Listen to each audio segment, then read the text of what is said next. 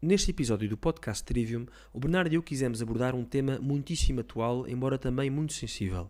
Trata-se do atual conflito provocado pela Rússia contra a Ucrânia. Naturalmente, e para que não haja qualquer dúvida, para mim e para o Bernardo, a invasão da Ucrânia pela Rússia é um acontecimento aberrante, injusto e causador de um imenso sofrimento para a população civil, em particular para os mais indefesos.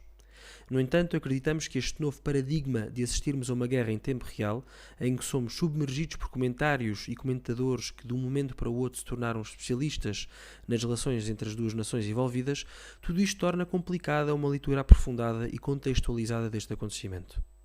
A nossa iniciativa com este episódio é propor aos nossos ouvintes uma perspectiva que dê contexto a tudo o que está a acontecer, para que, concordando ou não, possam pelo menos ter o gosto de ouvir uma opinião informada. Para garantir esse conhecimento informado sobre as relações históricas, culturais e políticas que vigoram entre a Rússia e a Ucrânia, convidamos o Rafael Pinto Borges, politólogo e presidente da Associação Nova Portugalidade, que muito estudou sobre este tema e a quem estamos muito agradecidos por ter aceito o nosso convite. Esperamos que este episódio contribua não só para terem uma ideia mais aprofundada em relação ao atual conflito, mas também para que de futuro todos saibamos ir além do mero comentariado e ouvir aqueles que, efetivamente, fizeram o esforço de estudar as questões a fundo. Esperemos que gostem.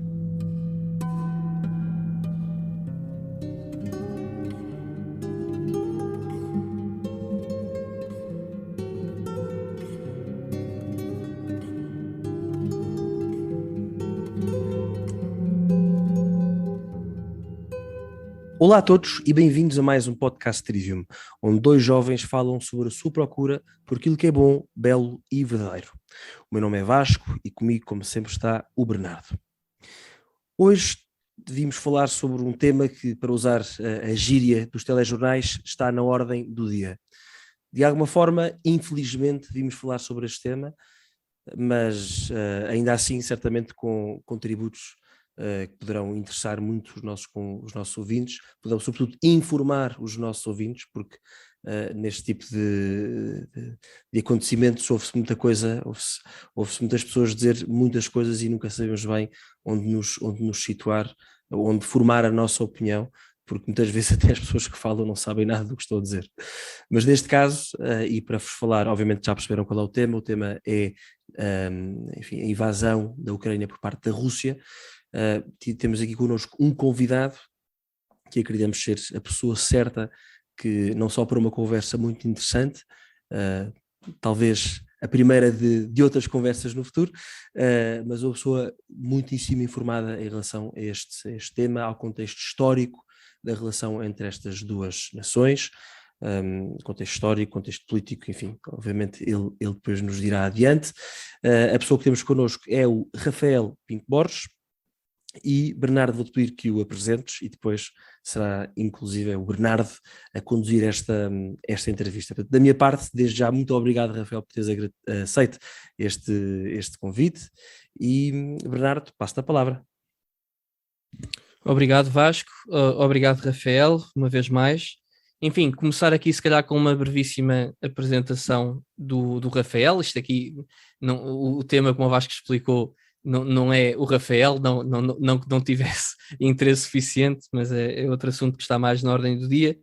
O Rafael, antes de qualquer outra coisa, é um amigo que já conheço há vários anos, conheço da política, estivemos juntos no CDS, estivemos juntos no Senado, e é uma pessoa por quem tenho um enorme respeito intelectual e ao mesmo tempo nem sempre estando de acordo com ele, como até com o Vasco pode acontecer, embora possam não acreditar, reconheço qualquer que seja a opinião, mesmo as que não concordo, como dizia, reconheço sempre uma enorme laboriosidade, uma enorme estudiosidade, se é que se pode dizer assim, relativamente a todas as posições que ele tem.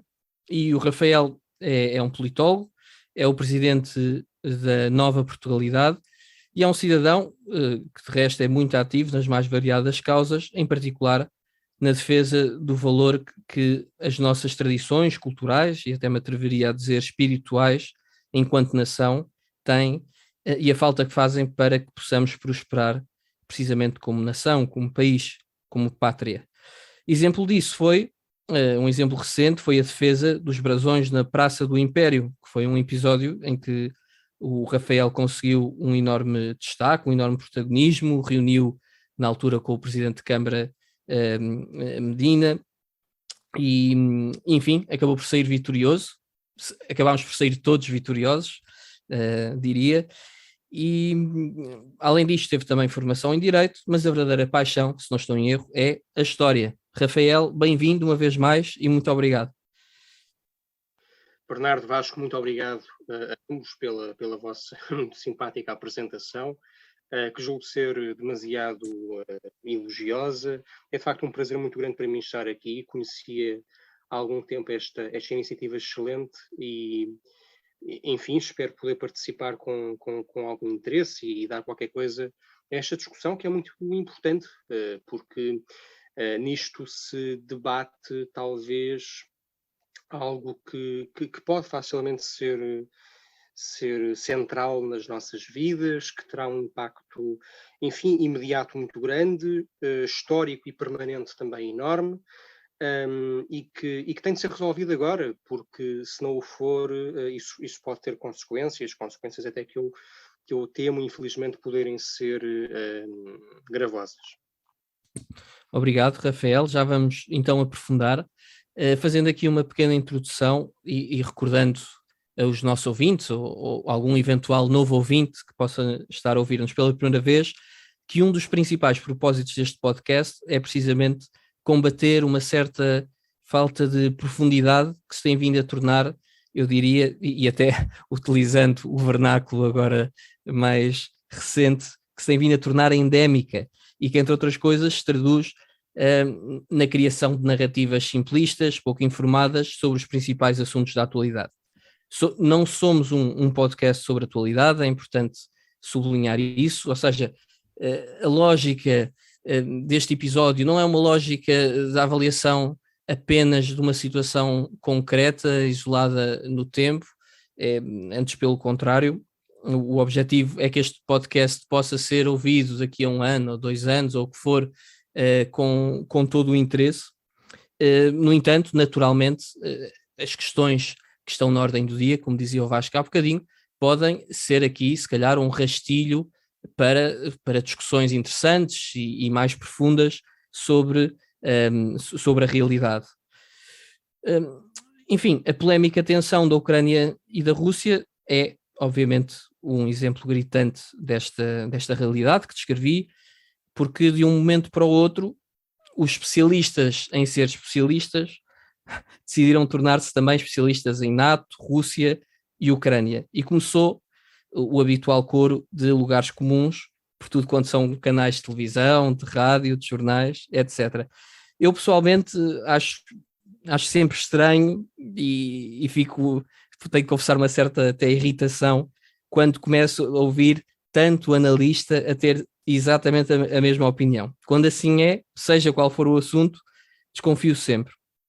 Até porque não acho que seja razoável assumir que, e agora voltando aqui a este caso concreto, assumir que há uma parte do conflito que é razoável, que é racional, e que a outra parte é meramente irracional, lunática, não tem qualquer motivação que se possa compreender. O Vasco e eu, e temos falado disto já em diversos episódios, acreditamos que só compreendemos verdadeiramente uma posição, concordando ou não concordando com essa posição, naturalmente, mas só compreendemos verdadeiramente quando conseguimos perceber o que é que leva as pessoas a ter aquela opinião. Quase como mentalmente dizer, ok, percebo o que é que estás a dizer, depois eventualmente posso concordar ou não concordar. E por isso eu diria que ambos os lados neste conflito terão as suas razões, terão as suas motivações, e antes de mais qualquer coisa importará compreender quais é que são essas motivações, essas razões, para depois formarmos a nossa opinião pessoal, qualquer que ela seja. Eu acho que temos de lutar contra esta preguiça cultural, se é que posso chamar assim, de não querer ter o trabalho de compreender os problemas e limitar-nos a ser, altifalantes das coisas que vamos ouvindo. O Vasco e eu, por outro lado, embora apaixonados pela cultura, em particular pela literatura russas, que ainda recentemente pudemos analisar num episódio que tivemos, que Rafael certamente terás interesse em ouvir, sobre os 201 anos de Dostoiévski. Não foram os 200 anos porque não gravámos a tempo, mas os 201 anos do Dostoiévski, assim, sim, e mais único, não é? Claro. Mais criativo. Mais ninguém teve esta ideia de gravar um episódio sobre os 201 anos. Contámos também com a participação do Carlos Bobó, não sei se conheces, mas é um amigo nosso também, muito, muito interessante a falar sobre literatura, e é de resto crítico literário, com muitos artigos publicados no Observador. E, portanto, basicamente, a ideia deste episódio será porque o Vasco e eu assumimos a nossa ignorância e inabilidade de comentar a atual crise de forma informada. Convidámos então o Rafael, que estuda estas questões há largos anos, e que nos poderá ajudar a compreender esta questão com maior profundidade. Por isso, eu acho que está claro aqui qual é que é o objetivo deste episódio. Não é dizermos qual é que é a opinião mais ortodoxa, mais séria, mais razoável, mas lançar simplesmente para a mesa do debate algumas questões que nos parece, questões objetivas, que nos parece que têm andado a ser ignoradas, para que todos possamos compreender esta questão tão complexa. E, portanto, Rafael, nós temos esta tradição aqui no podcast de começar com um breve enquadramento das questões, e, portanto, gostaríamos de perguntar se nos podias contar um pouco da história da Ucrânia, quando e por que surgiu este país, e como é que se pode caracterizar a população deste país. O que é a Ucrânia? E já avançamos para as relações com a Rússia, mas para já perguntava-te, naturalmente dava para um episódio inteiro falar da história da Ucrânia, mas queríamos aqui saber, em traços gerais, e para que possamos estar um bocadinho mais enquadrados do que é que está a acontecer, ou dos antecedentes daquilo que está a acontecer hoje, perceber então que país é este.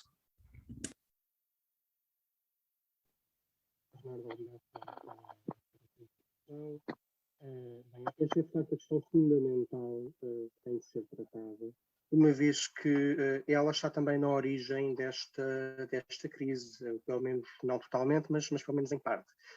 Eu creio que toda a gente que terá visto e ouvido o discurso do presidente Putin, quer por ocasião do seu reconhecimento das repúblicas do Donbass, quer a quando do anúncio da sua operação militar na Ucrânia, a invasão que começou na quinta-feira, ouviu também uma extensa apresentação justificadora que trata a história da Ucrânia e o que significa a Ucrânia para a Rússia. Pois bem, isto é absolutamente fundamental para se compreender o problema. A Ucrânia, para começar, não é um Estado-nação. Aspecto absolutamente crucial. A Ucrânia é um país diverso, é um país multilinguístico, é um país cuja população é 20% russa, é um país em que cerca de 50% da população se expressa primeiramente na língua russa, é um país com outras minorias relevantes, como a minoria hungarófona, que fala húngaro, e os ucranianos que falam romeno, junto da fronteira com a Roménia. Portanto, achar que a Ucrânia é um Estado nacional bem definido, claro, sem um problema identitário subjacente, é de uma enorme e perigosa ignorância. Esse é o primeiro aspecto absolutamente fundamental.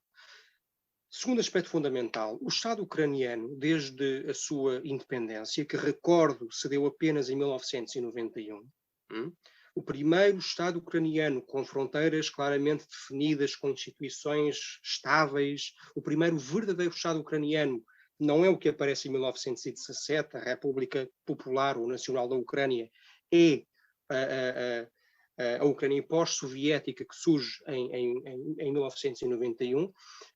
Esse Estado ucraniano lida muito mal com as suas minorias, e isso é uma constante da sua história, até agora.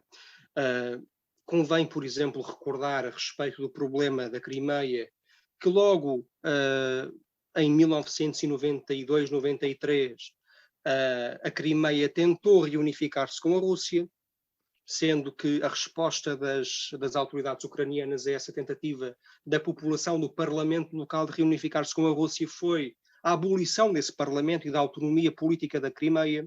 Convém recordar que desde Maidan, em 2014, a população russófona conhece uma escalada de medidas restritivas dos seus direitos.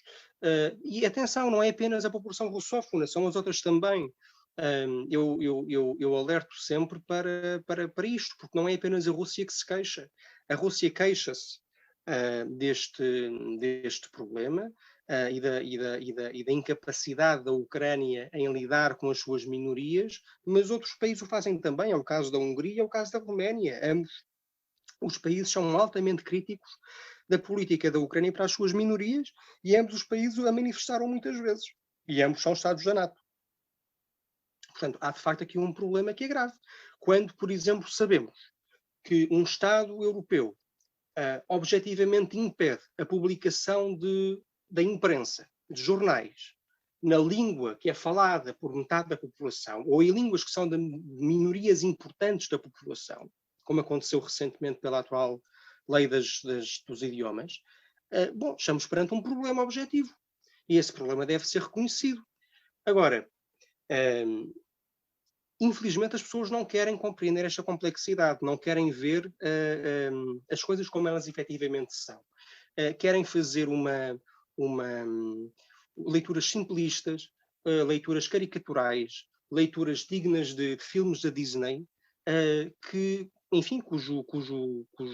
cuja única consequência será o agravamento desta crise, quando, em meu rigor, não havia, na minha perspectiva, a necessidade que isso acontecesse. Parece-me que esta guerra não tinha de ter acontecido e aconteceu sobretudo por teimosia e por estupidez de todas as partes em compreender que há aqui realidades objetivas, históricas e culturais que têm de ser compreendidas.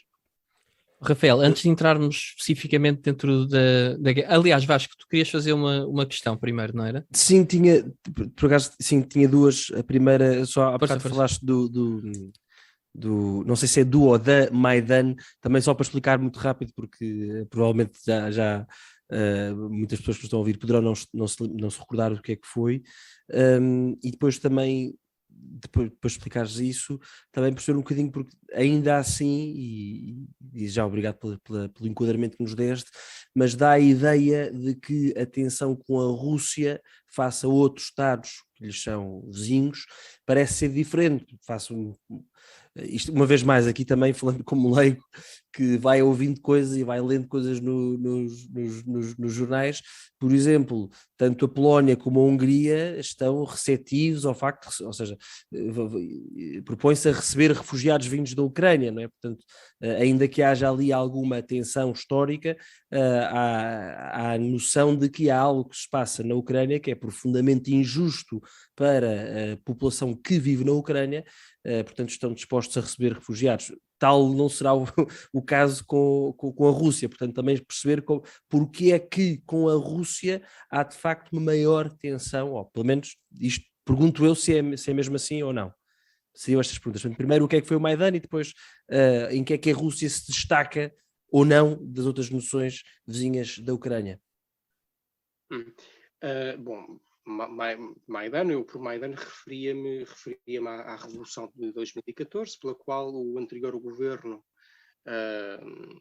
enfim, que agora se convencionou a descrever como pró-russo, mas que de facto era sobretudo neutro e disposto a falar tanto à União Europeia como à Rússia, do presidente Yanukovych, foi deposto.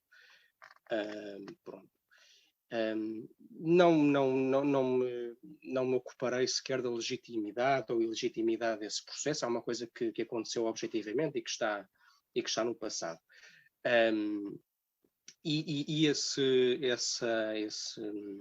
Essa revolução conduziu e colocou a Ucrânia caminho firmemente filo-ocidental, filo-europeu e até crescentemente anti-russo, devido ao apoio muito relevante de forças anti-russas e nacionalistas ucranianas durante os confrontos que conduziram à queda e à fuga do antigo presidente Yanukovych.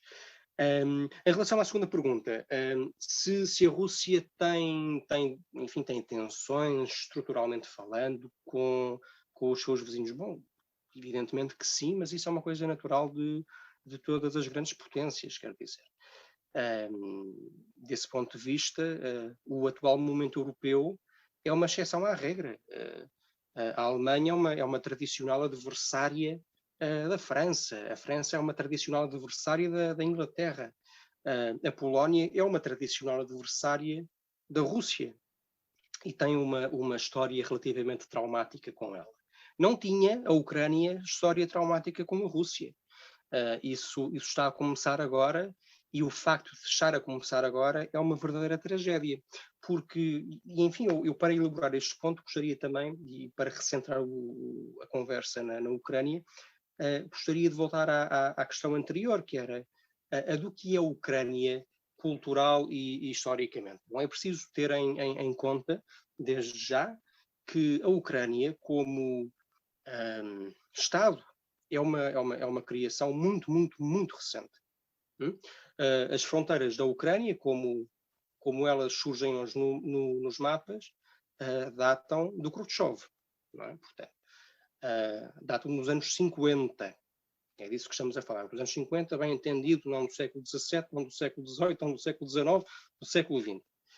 A Ucrânia, até aí, jamais tinha existido como Estado estavelmente independente. Tinha tido um período muito breve após a Revolução Russa e após a implosão do Império Russo, durante a Guerra Civil Russa, enfim, em que houve uma declaração de independência, mas essa declaração de independência nunca conduziu ao estabelecimento de um Estado ucraniano firmemente instalado, com instituições e com fronteiras bem definidas. Portanto, o primeiro Estado ucraniano, de facto, data de 1991. E o fundamental é que até ao século XIX jamais tinha existido uma identidade concretamente ucraniana. Isto é fundamental para compreender a dimensão do problema, porque nós quando tentamos resolver problemas, quando nós tentamos pensar crises internacionais, o mínimo que se pode fazer para levar esse processo a algum lado é tentar entrar na cabeça de quem temos à nossa frente. Portanto, vamos tentar entrar na cabeça dos russos, vamos tentar entrar na cabeça do presidente Putin e vamos tentar perceber o que ele pensa do assunto. E o que ele pensa, e aí pensa com muita razão, é que a Ucrânia é, sim, parte do mundo russo, do mundo civilizacional, cultural da Rússia. Foi sempre assim, objetivamente. Isso está no ADN da Ucrânia. É algo inalterável, é algo que não depende de escolhas, de vontades, de disponibilidades. É uma realidade concreta e inalterável. A Rússia, a Bielorrússia e a Ucrânia são as três ramos da mesma árvore, e essa árvore é a Rússia de Kiev. E além de essa árvore ser a Rússia de Kiev, a primeira Rússia, a Rússia que foi criada pelo Rurik, que era um vareg vindo da Suécia, que criou entre os eslavos um poderoso reino, a Rússia,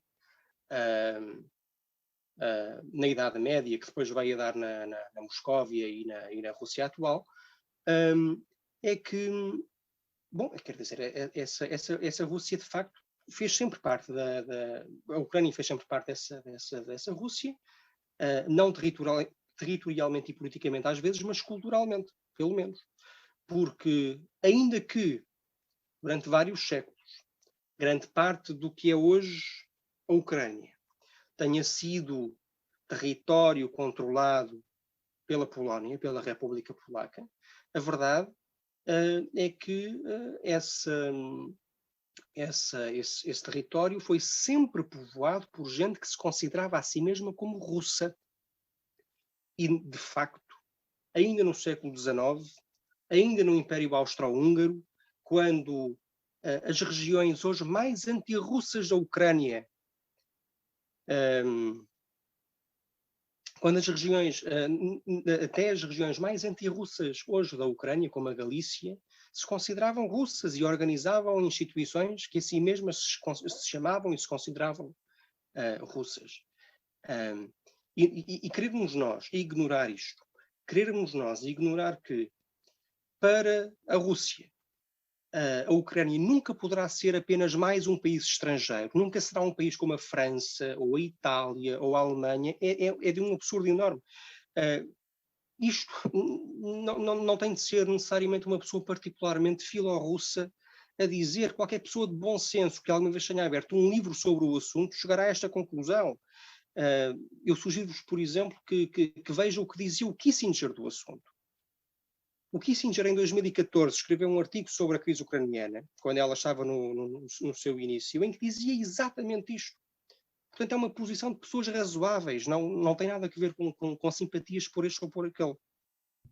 Rafael, eu acho que enfim, fica claríssimo, e qualquer pessoa que de facto estuda a matéria compreende que é inegável, ou seja, é um dado objetivo, não é sequer uma matéria de opinião, que a Ucrânia fará parte daquilo que se pode chamar o espaço civilizacional russo. Isso para mim é claro. Agora, o que eu acho que se calhar valerá a pena compreender, e eu confesso que não conheço, mas tu compreenderás melhor do que nós, é então se é certo que a Ucrânia, tal como a Bielorrússia, fazem parte então desse espaço civilizacional russo, qual é que é a motivação da Ucrânia, o que é que leva a Ucrânia a querer ser, ou a ter querido ser independente da Rússia,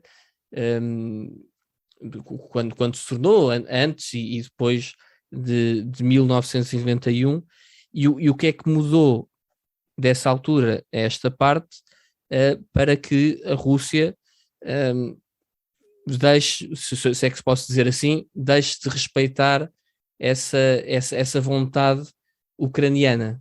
Não sei se percebes a pergunta. As circunstâncias em que a Ucrânia apareceu como um Estado independente são muito particulares por razões que toda a gente entende. Essas circunstâncias foram as do colapso da União Soviética. A União Soviética implodiu porque era uma federação.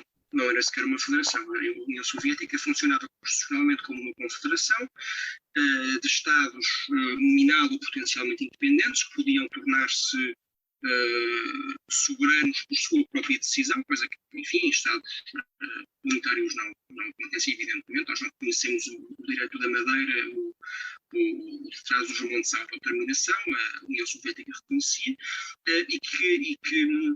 e que era apenas ligado entre si pelo poder do Partido Comunista. Quando esse poder implodiu, também a União Soviética implodiu e desapareceu, e isso conduziu à desagregação do Estado e às independências que depois se deram.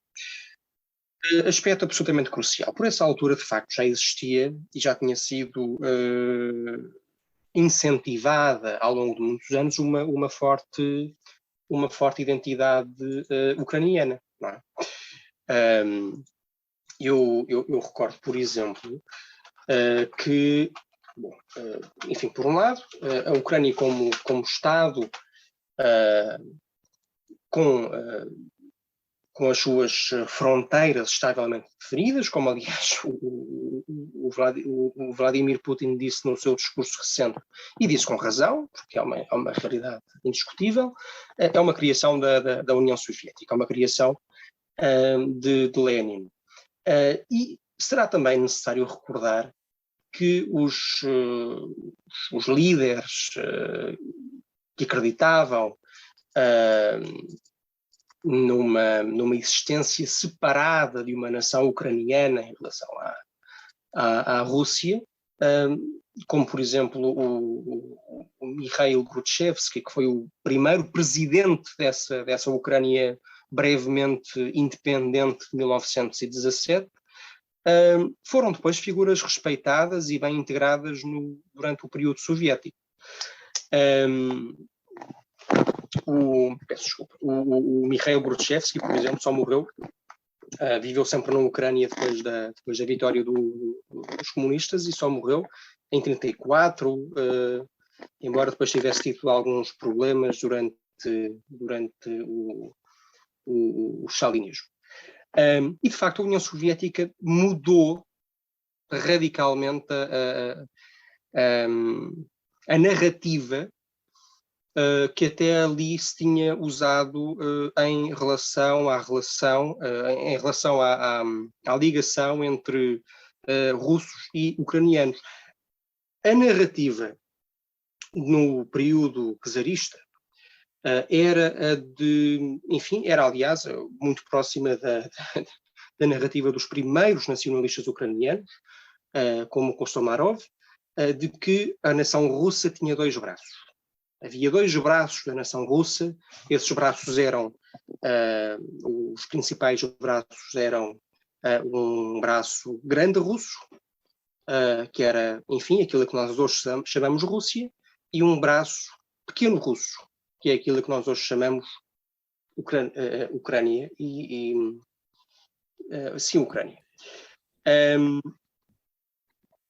depois a Bielorrússia, a Rússia branca. Essa leitura de uma nação russa de vários braços, que eram igualmente importantes, que eram igualmente relevantes, que eram igualmente dignos, coisa, aliás, que o Império Russo durante muito tempo respeitou, foi depois abolida durante o período soviético.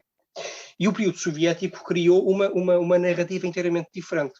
Disse já não que russos e ucranianos, pequenos russos e grandes russos, eram dois braços da mesma nação, passou a dizer que russos e ucranianos eram nações diferentes.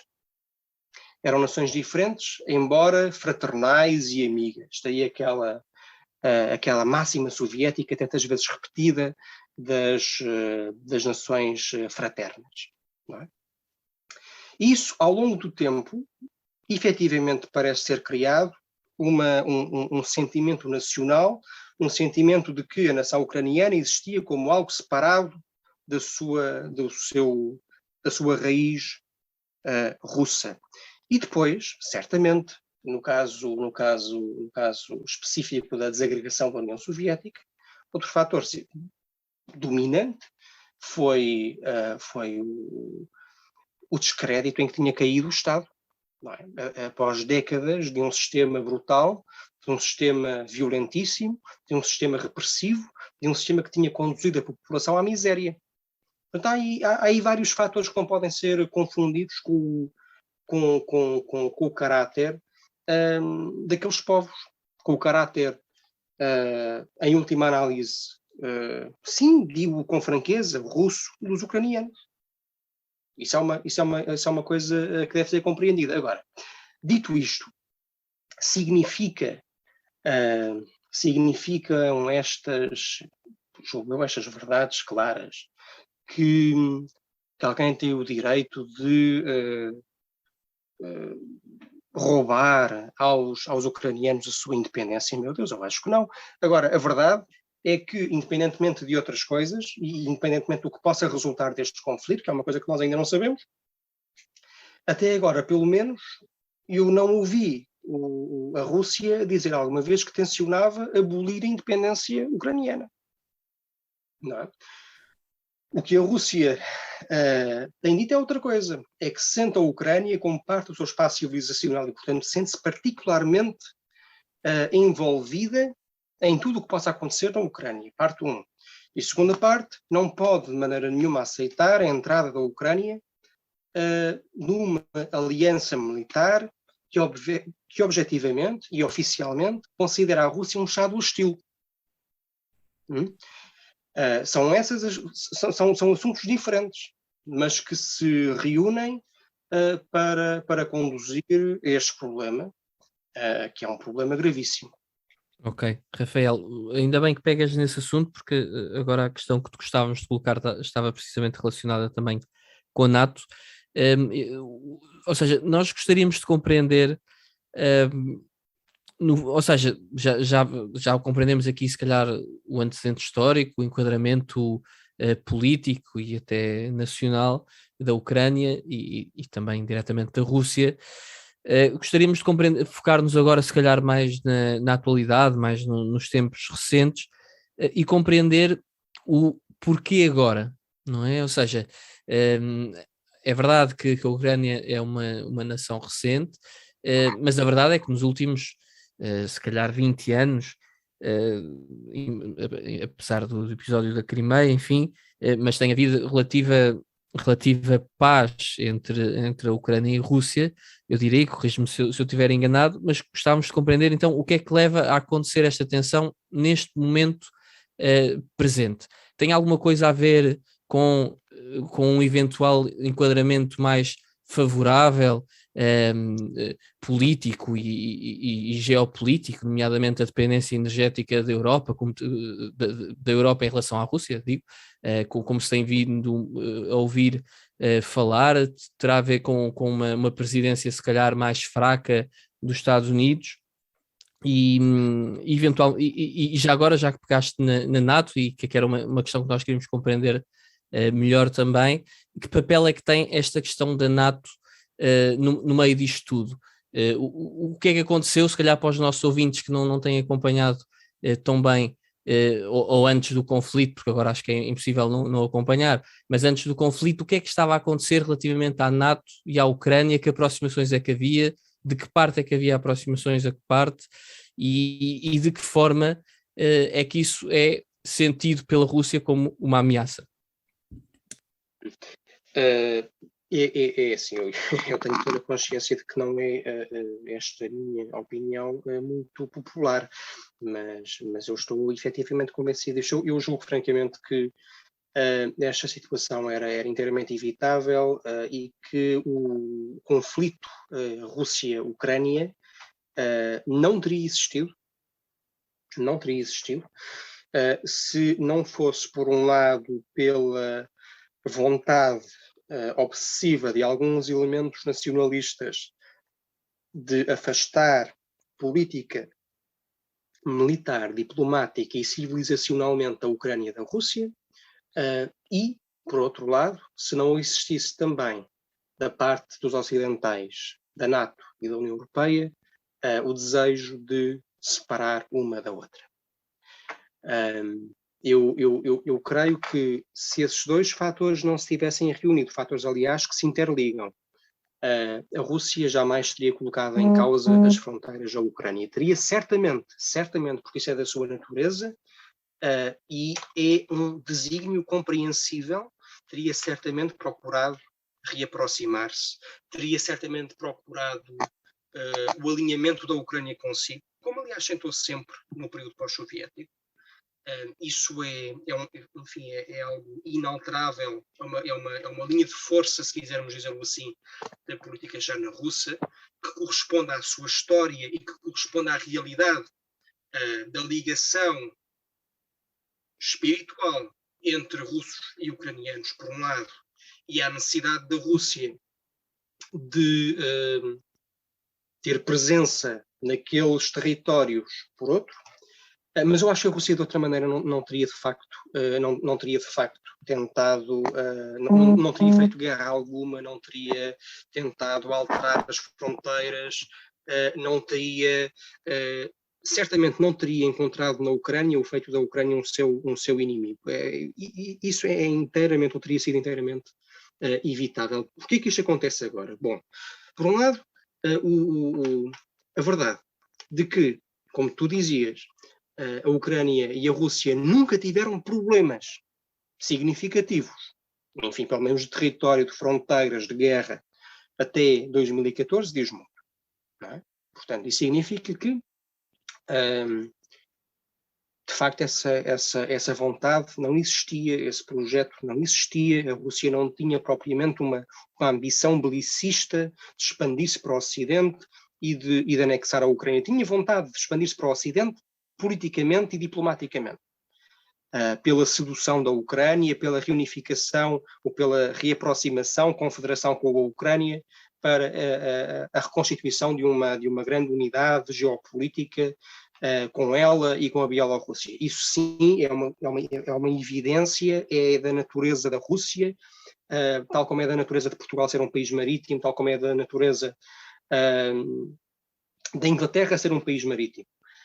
Agora, o resto não me parece. Porquê que acontece agora? Bom, por esses fatores e por outro lado, porque este ano a Rússia terá sentido o quê?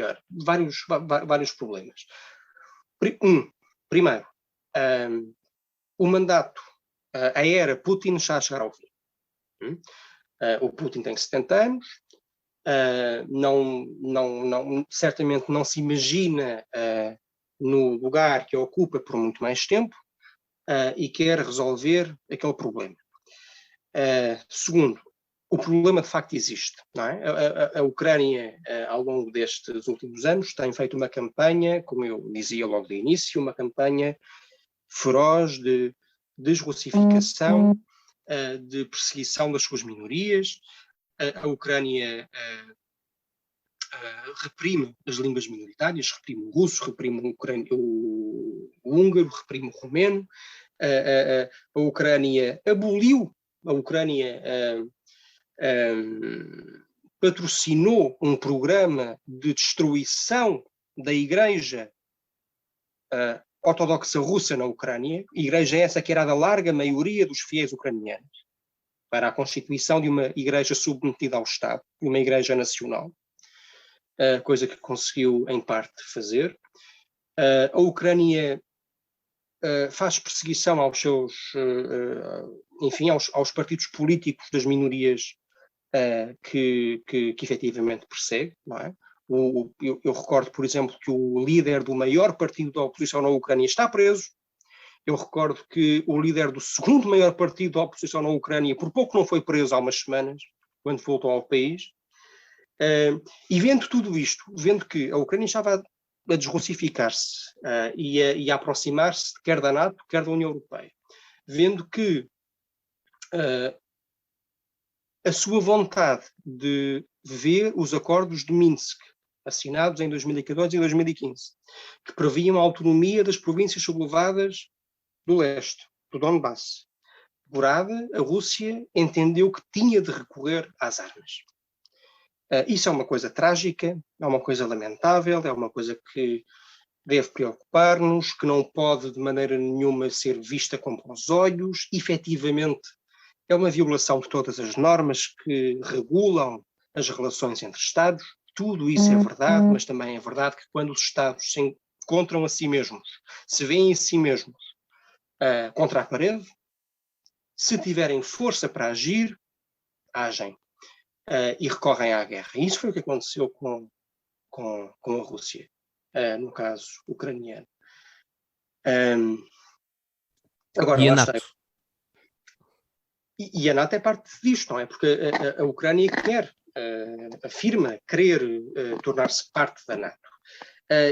Entretanto, o que os Estados da NATO têm dito e disseram após a apresentação daquele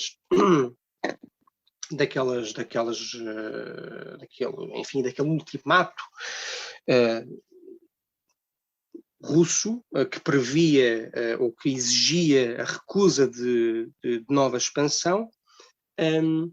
O que a Rússia esperava disso é que a NATO garantisse claramente que não se expandiria. E os ocidentais limitaram-se a dizer que, em bom rigor, a integração da Ucrânia na NATO não estava em cima da mesa. Bom, quer dizer, eu sou um grande admirador do embaixador Gerard Arrault, que foi embaixador da França em Washington e em Tel Aviv, e que dizia que esta explicação que esta posição é razoável e, portanto, a Rússia, em bom rigor, não tinha motivo nenhum para ficar preocupada porque a integração da NATO na Aliança Atlântica não estava imediatamente em cima da mesa. Mas quer dizer, isso Isso francamente não me convence. Eu tento colocar-me na posição dos russos e não fico muito... Quer dizer,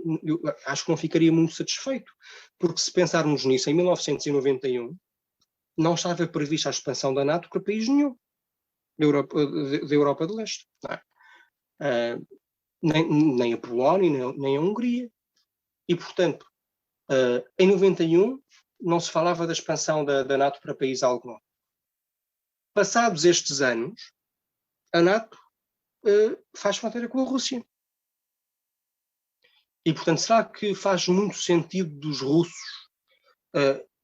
ficarem tranquilos só porque, de momento, neste momento exato, não se prevê a entrada da Ucrânia na NATO? Se eu fosse a Rússia, não ficaria tranquilo com isso, com toda a franqueza. Porque já sei no que isso dá, não é? Já sei que se passarão uns 5 ou 10 ou 15 anos e, entretanto, de facto, a Ucrânia entra na NATO. Daí que, julgo eu, a Rússia tenha exigido as garantias férreas de que isso não aconteceria nunca. Pronto. E acho que foi um erro a NATO não ter dado essas garantias. Mas porquê é que, se calhar aqui para os nossos ouvintes que possam não estar tão inteirados disto, porquê é que para a Rússia a NATO representa uma ameaça assim tão grande? É uma questão meramente histórica, relacionada com a fundação da NATO, ou há de facto, na tua opinião, algum risco que a Rússia possa correr em ter fronteiras diretamente com a NATO? Isto porque a percepção, que eu acho que é global, é que a NATO, como é entendida hoje, e corrijo-me se eu estiver enganado, não é nenhuma aliança de países com o intuito de expansão de fronteiras ou de atacar seja quem for. Compreende-se mais como uma instituição, uma aliança entre países que se comprometem a defender mutuamente. Sim, mas claro, mas isso é o que a NATO diz e é evidente que o diz. Isto não é o que a NATO faz. Se isso fosse o que a NATO faz, a NATO não teria feito uma intervenção na Jugoslávia, por exemplo, não é? Não teria bombardeado Belgrado. A NATO não teria estado presente no Iraque ou no Afeganistão. Quer dizer, a relação entre Estados é determinada por regras que são realistas e que são as seguintes.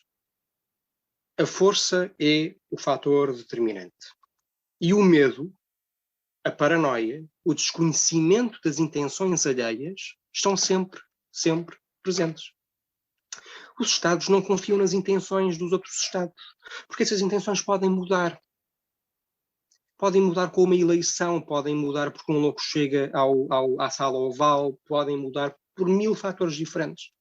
E, portanto, esperar que a Rússia, ainda que não tivesse havido invasão da Jugoslávia, ainda que não tivesse havido Líbia, ainda que os Estados Unidos não tivessem um longo historial de agressão militar,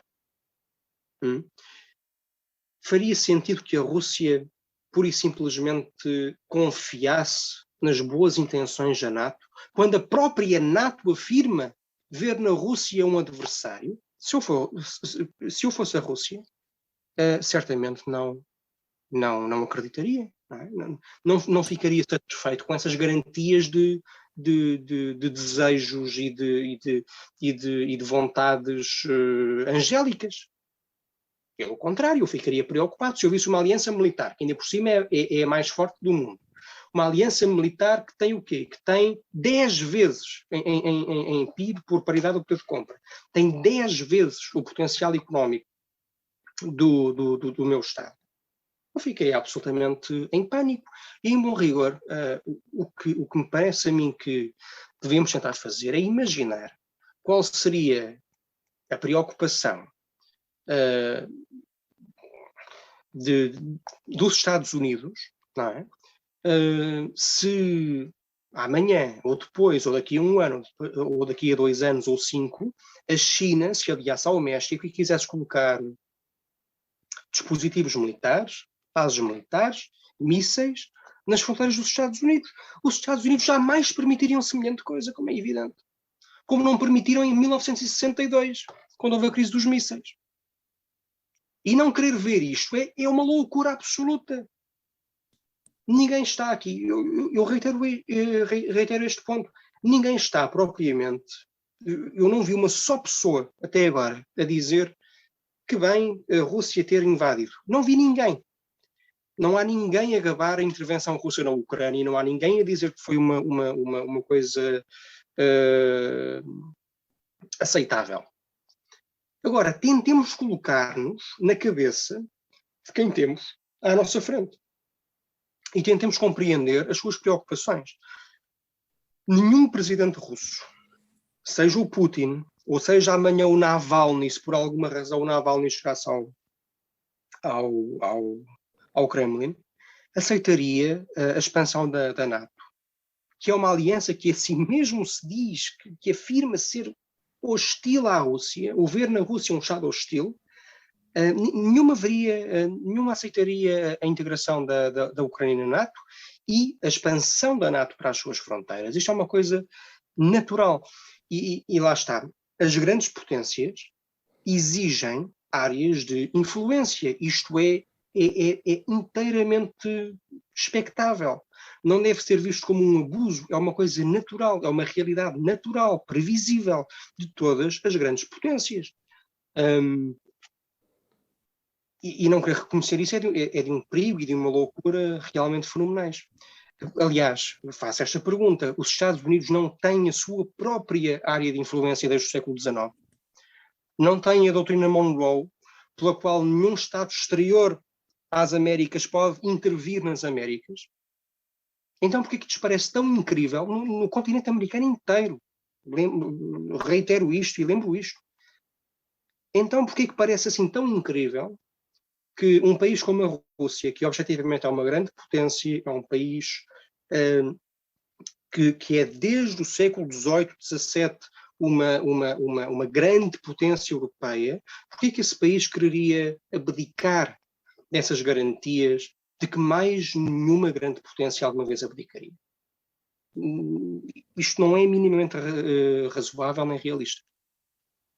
Muito bem, Rafael. Olha, pego também no que estavas a dizer aqui para fazer uma pergunta que eu acho que se impõe, que é se calhar tentar perceber um bocadinho melhor quem é Putin, não é? Porque parece-nos que tem vindo a ser feita uma descrição caricatural, se calhar, muito constante por todo lado, a dizer que Putin é como Hitler, não é? O Putin é um Hitler, ou seja, a nossa pergunta é: Putin é simplesmente um Hitler, um lunático, alguém que está completamente dissociado de qualquer razão ou razoabilidade? E é verdade que há mais do que argumentos para defender uma posição próxima desta, relativamente à forma como ele tem lidado com a oposição interna e com potenciais opositores, e também com esta questão da Ucrânia, com a questão da Geórgia, etc.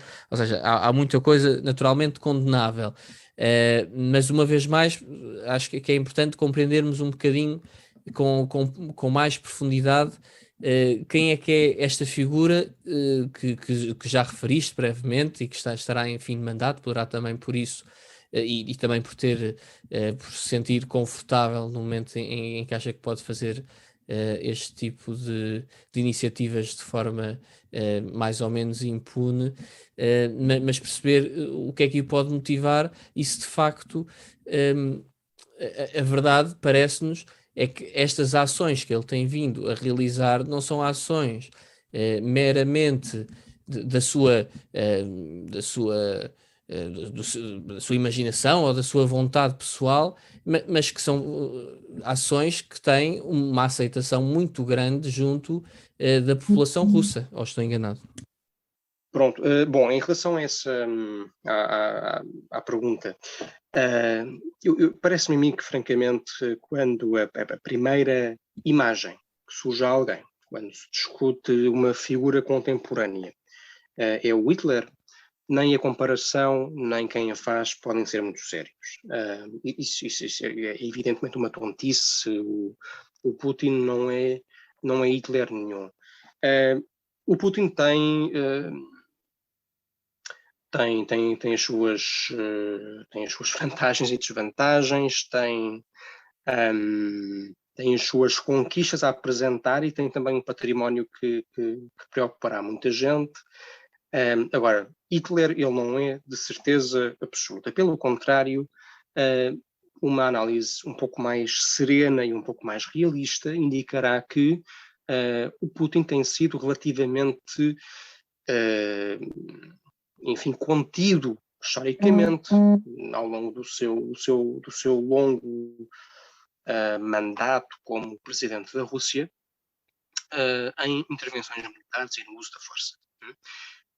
Ele até agora usou força quando? Usou a força na Chechênia, dentro das fronteiras internacionalmente reconhecidas da Federação da Rússia. Usou a força em 2008 na Geórgia, como diz a própria União Europeia, em reação a uma tentativa de submissão, de subjugação de duas províncias rebeldes da Geórgia. Já lá estavam desde a implosão da União Soviética, não foram inventadas pelo Putin, estavam lá desde a implosão da União Soviética. E ele agiu contra o exército georgiano para impedir o seu desaparecimento. Agiu depois, em 2014, na Crimeia, e naquela intervenção relativamente tímida e um pouco discreta, ou talvez não muito discreta, no leste da Ucrânia. Agiu em 2015 na Síria, após um pedido formal de apoio que lhe foi feito pelo presidente internacionalmente reconhecido da Síria, Bashar al-Assad, e agora intervém desta maneira na Ucrânia. Esta intervenção, este ato de força é de muito longe o mais brutal que ele alguma vez usou até ao momento. Agora note-se uma coisa. A Rússia disse muitas vezes que a continuação da integração da Ucrânia no espaço ocidental era uma linha vermelha clara, absoluta e inegociável. A Rússia avisou inúmeras vezes. A Rússia disse muitas vezes que estava disposta a tudo para impedir que isso acontecesse, que a Ucrânia se alinhasse política e militarmente com o Ocidente. E, de facto, a Rússia cumpriu. Porque em causa na Ucrânia estavam interesses inegociáveis para os russos. Não são interesses inegociáveis apenas para o Putin. Estes interesses inegociáveis já eram vistos como tal na era Yeltsin, por exemplo. E é isso que tem de ser compreendido. Aliás, eu estou convencido de que quando o Putin abandonar o seu cargo, certamente não será substituído por alguém mais liberal do que ele próprio. Há muita gente que imagina que quando o Putin sair do poder, imediatamente aparece um tipo liberalíssimo a fazer reformas democráticas e a fazer, a liberalizar tudo. E isso uma espécie de um político europeu, dinamarquês, uma coisa assim, a falar de ideologia de género e a meter o género, o pronome que prefere a seguir ao nome. Isso não vai acontecer na Rússia. O que vai acontecer quando a Rússia, ou quando o Putin abandonar o poder, é alguém ou tão, como dizê-lo, ou tão firme quanto ele, firme e conservador e nacionalista, se quisermos dizê-lo, ou alguém mais ainda. E talvez alguém muito mais do que ele. E isso deve preocupar-nos, porque, em bom rigor e ao contrário do que muita gente julga, o Putin foi durante muito tempo um amigo do Ocidente e alguém interessado em integrar-se no Ocidente. Eu estou convencido ainda de que com o Putin se perdeu uma oportunidade única de criar uma Europa grande, do Atlântico ao Pacífico, e que o Putin queria realmente fazer isso.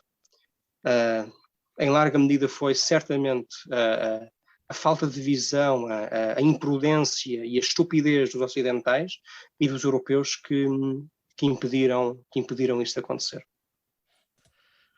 Rafael, obrigado. Quer dizer, tu referiste e explicaste, fizeste aqui um bom sumário que eu acho importante, no fundo, do uso da força da Rússia, desde na era Putin, se podemos chamar assim, de que eu acho que é relevante e que ajuda aqui a enquadrar um pouco aqui o perfil de Putin. Mas para além desse historial de utilização da força que tu elencaste, enfim, há outros aspectos que têm vindo a suscitar dúvidas, eventualmente legítimas, quanto àquilo que Putin é capaz, nomeadamente as alterações que tem feito à Constituição para se poder perpetuar no poder, a reação que tem tido a manifestações, no fundo, reprimindo violentamente muitas vezes adversários políticos ou até mesmo entidades civis que se manifestem de alguma forma contra ele. É verdade que há aqui uma realidade que é a cultura russa, que para nós nos pode parecer estranha quando não a conhecemos, e por isso, se esse fator for um fator importante perceber, por favor, indica-nos, porque nós temos muito a tentação, e no mundo atual e na cultura atual, mais ainda, de tentar ler tudo, em particular a história, que é uma coisa meio assustadora de acontecer, mas ler tudo com os olhos ocidentais e com os olhos das teorias de género e das teorias críticas de raça e todo outro tipo de teorias críticas. Portanto, ter a capacidade também de entrarmos dentro da cabeça daquelas pessoas, concordando ou não concordando, mas perceber que há aqui questões que são mais profundas do que podem parecer, mas certamente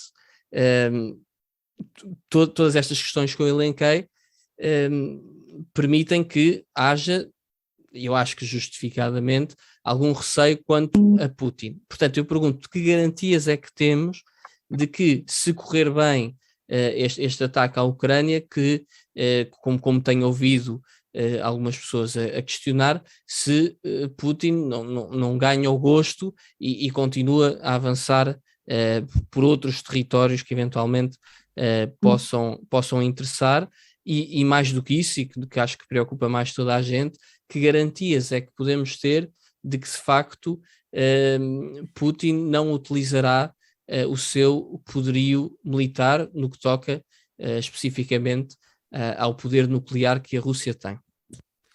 Bernardo, desculpa, só para um mero acrescento, nisso tu dizes de a Rússia poder vir a, como dizes, a ganhar o gosto, esperemos que não, mas e avançar para outros Estados soberanos. Ainda recentemente, nestes últimos dias, a Rússia fez uma ameaça bastante explícita à Finlândia e à Suécia, se não estou em erro. Portanto, imagino que obviamente as relações da Rússia com os países escandinavos seja diferente da relação que tem com a Ucrânia, mas enfim, essa ameaça foi feita, portanto só aqui para consubstanciar esta tua pergunta.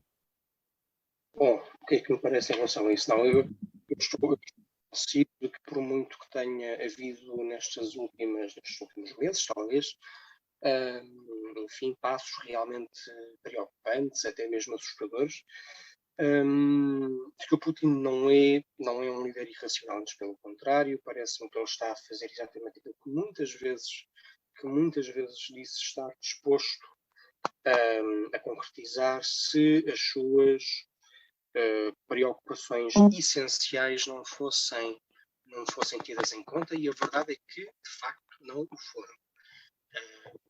Os ocidentais pura e simplesmente se recusaram a reconhecer a Rússia um país com a dimensão que ela tem, com a importância que ela tem, com a história que ela tem, com o orgulho que ela tem, com o hábito que ela tem de reconhecer-se a si mesma, de ver-se a si mesma como uma grande potência, isso parece, creio eu, ter conduzido diretamente àquilo que estamos agora, à tragédia imensa que estamos agora a ver na Ucrânia.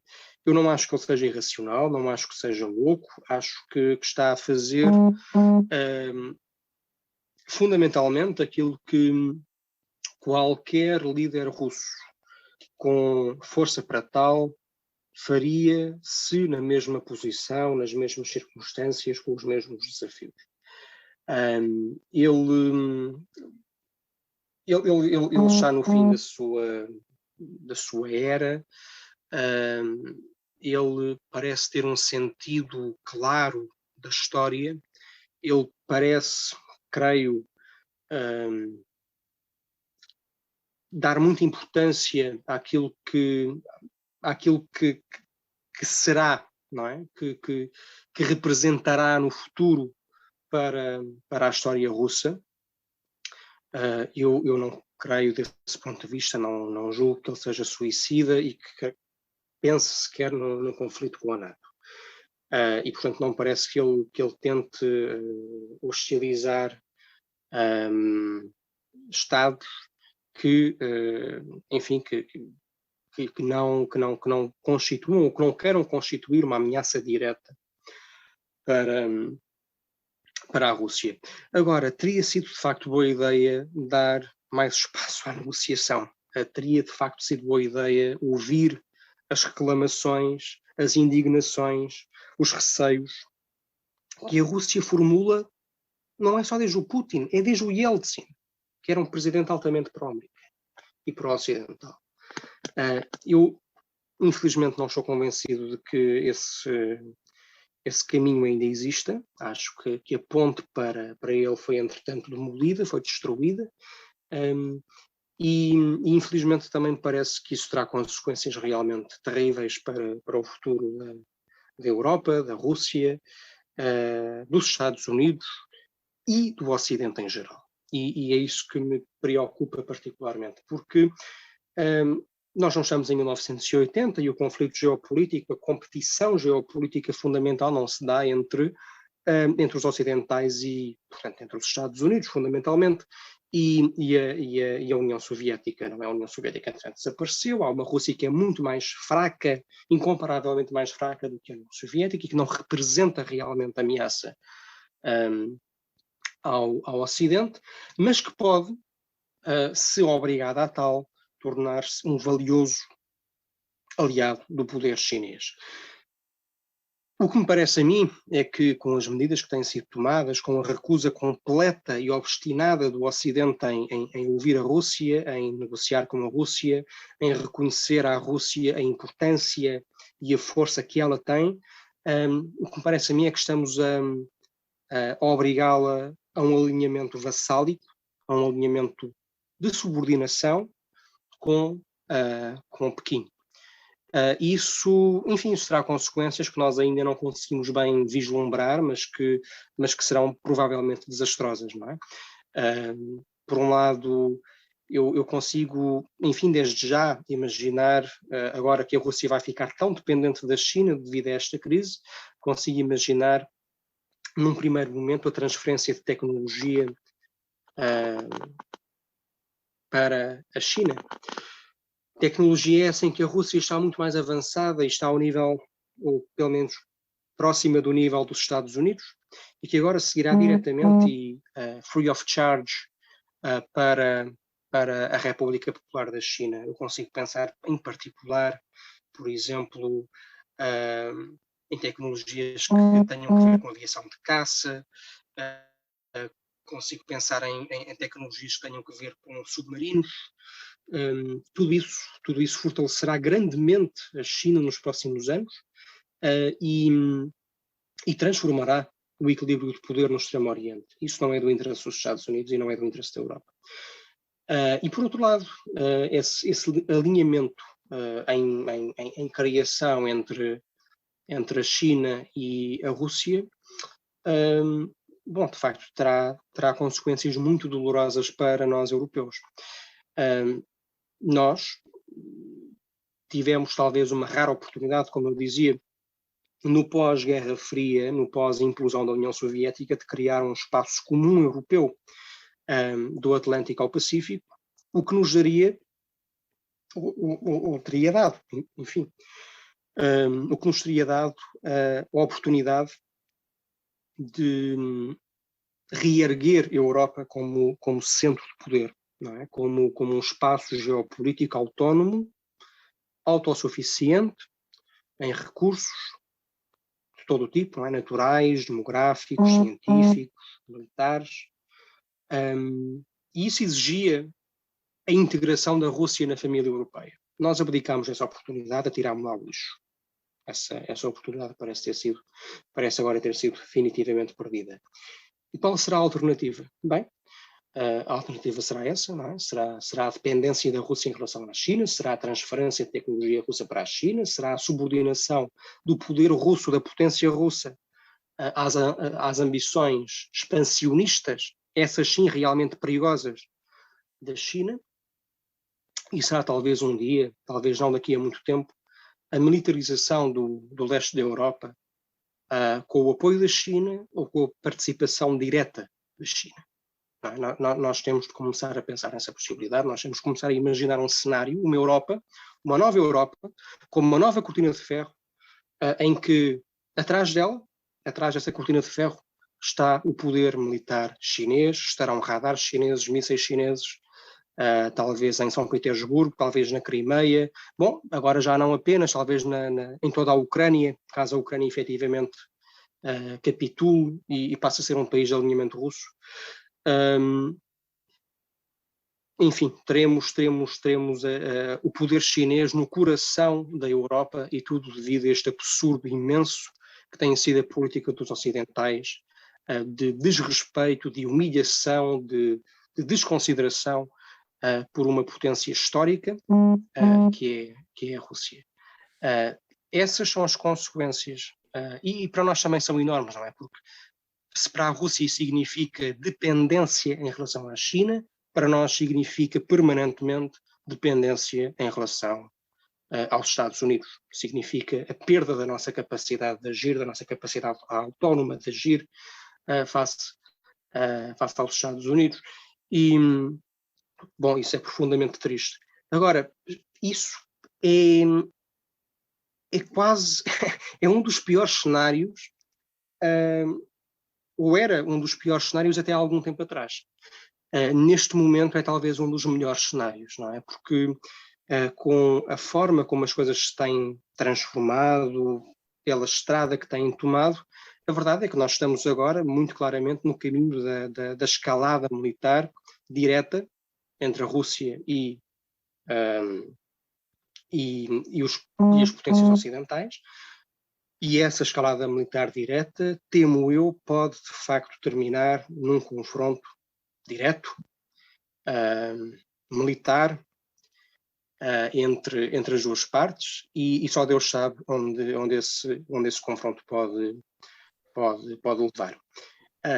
Por isso é que me parece a mim tão importante nós abrirmos finalmente e agora os olhos, nos abrirmos à possibilidade da diplomacia, nos abrirmos à possibilidade de, por muito grave que a situação atual seja, querermos negociar com a Rússia, respeitarmos a Rússia, integrarmos a Rússia na família ocidental e não permitirmos que isto aconteça, não permitirmos que haja escalada militar, não permitirmos que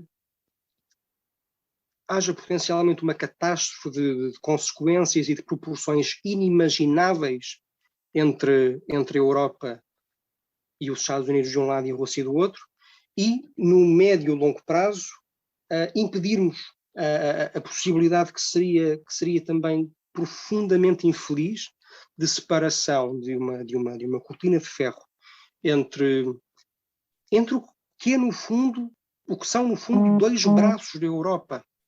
A Europa ortodoxa russa, a Europa que encontra o seu passado e a sua inspiração e a base, a raiz da sua civilização em Constantinopla, e a Europa Ocidental, que somos nós.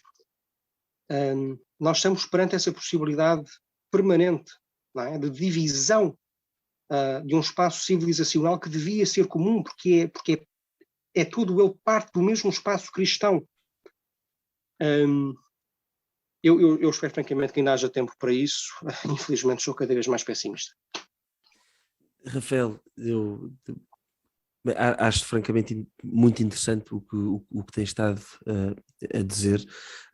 Confesso que até um bocadinho surpreendido, como é que eu ia dizer, quando tu falas no facto de o mundo ocidental não procurar respeitar a Rússia e a sua história, que eu compreendo o ponto, mas mesmo assim, quer dizer, a Rússia, que é a Rússia de hoje, não é a Rússia imperial do século XIX, não é? Portanto, ou seja, não é a mesma coisa, e mesmo a Rússia hoje em dia tem, quer dizer, tem os seus problemas gravíssimos, como todos sabemos, enfim, seja da máfia, seja dos prisioneiros políticos, o que seja, coisas que, atenção, não estou a dizer que no Ocidente não haja problemas tão ou mais graves do que esses, mas impressiona-me de facto isso estares a dizer, de que não sejamos capazes de sequer tentar a via diplomática, que é aquela que tu estás a propor, e também, que pelo menos a mim me parece correta.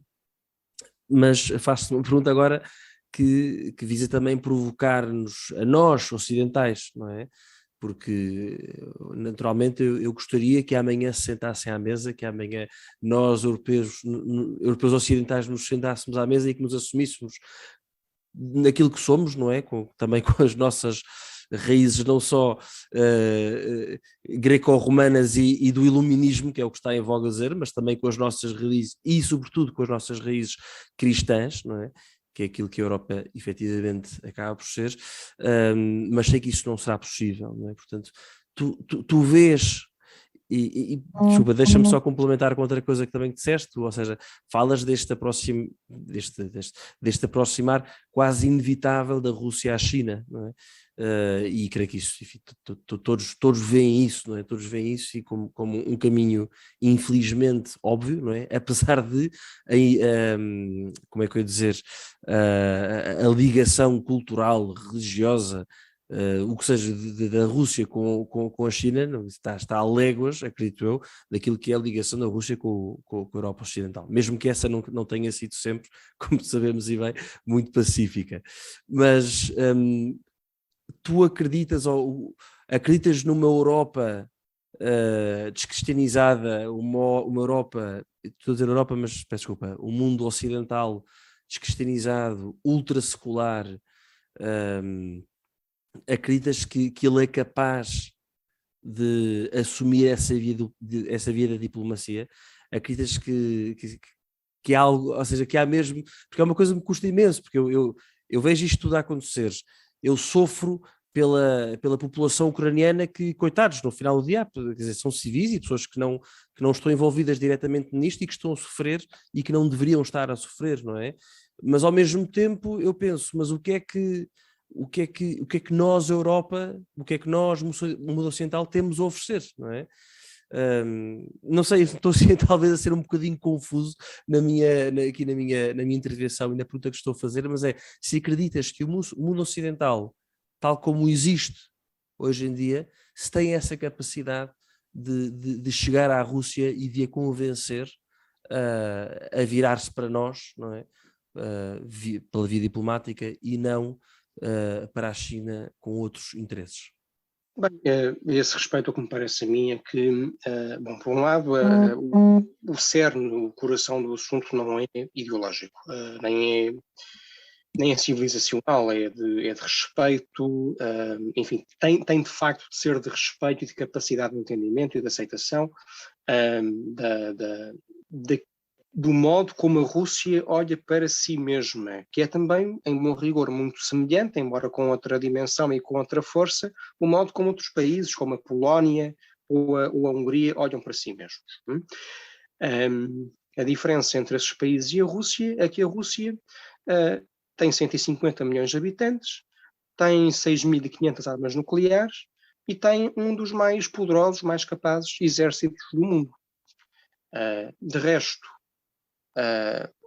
em larga medida, a sua, enfim, pelo menos a mundivisão das suas lideranças é muito semelhante.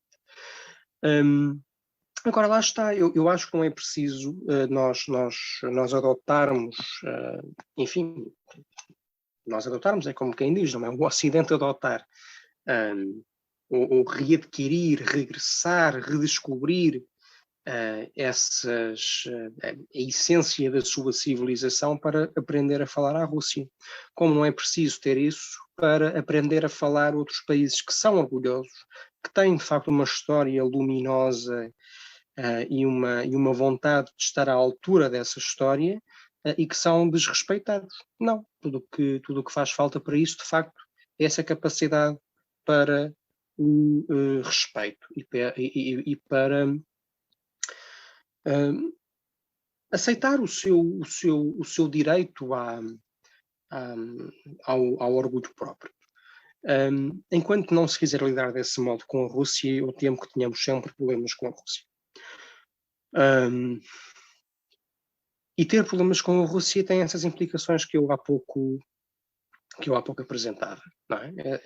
As implicações em causa são, desde logo, o fortalecimento imenso e desnecessário do poder chinês, o empobrecimento da Europa, a perda de autonomia estratégica pela Europa, de capacidade de ação pela Europa. E, em última análise, como se verá em breve, pelos próprios Estados Unidos.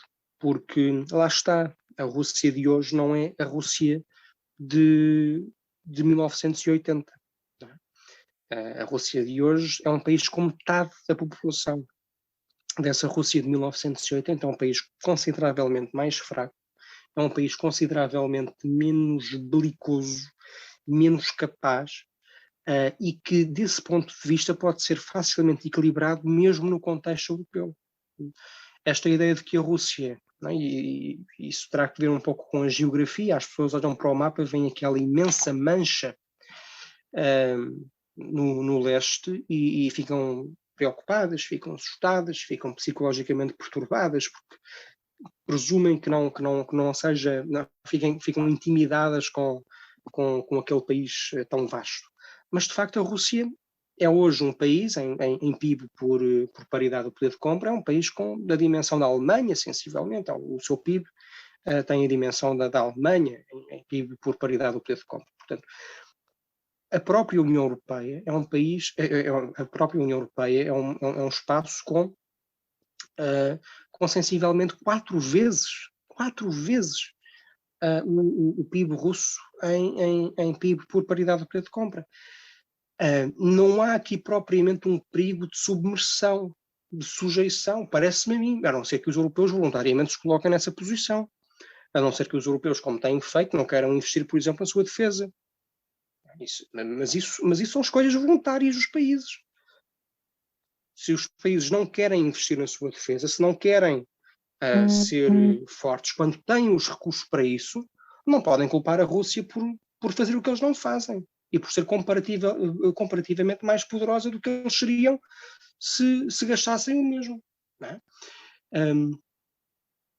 Mas não há sequer esse perigo de desequilíbrio nas relações. Por exemplo, já não sei se foste tu, Vasco, ou tu, Bernardo, mas um de vós há pouco falava da questão da dependência energética.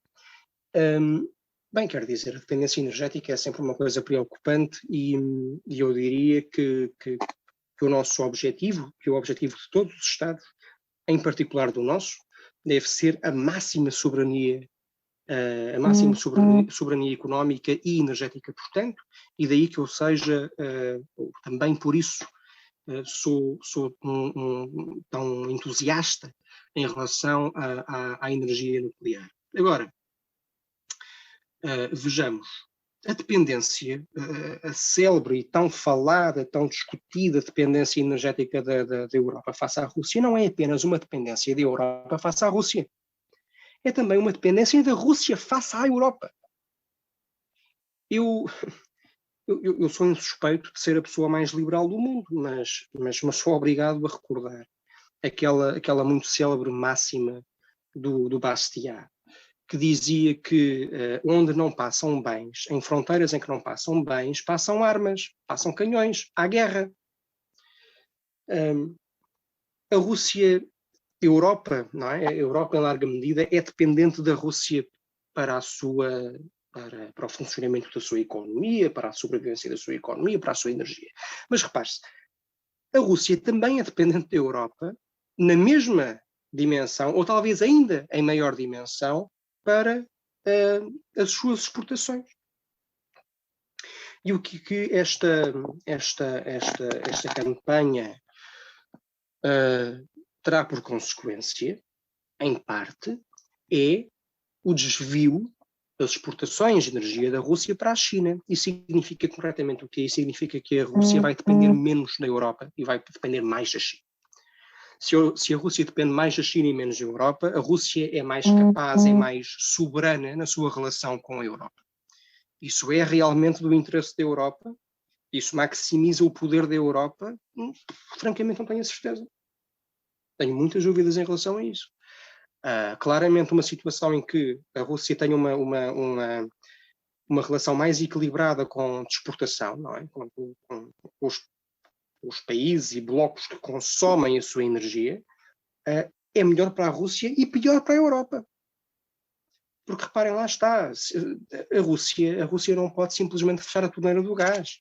Como se diz, se a Rússia fechasse a torneira do gás, a Rússia ficava sem dinheiro. Porque a Rússia precisa para viver.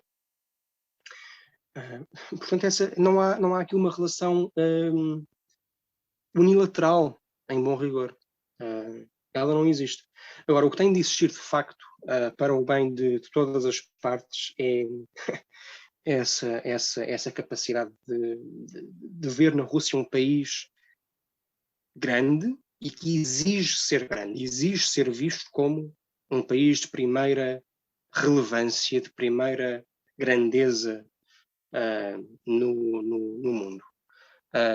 Nem todas as potências históricas agem da mesma maneira, é certo, é o caso da Alemanha, é o caso do Japão, por exemplo, porque foram derrotadas em guerra, mas é, por exemplo, o caso da França, que apesar de comparativamente bastante mais pequena e militarmente muito mais fraca do que a Rússia, é também um país com a mesma vontade histórica de estar à altura do seu passado.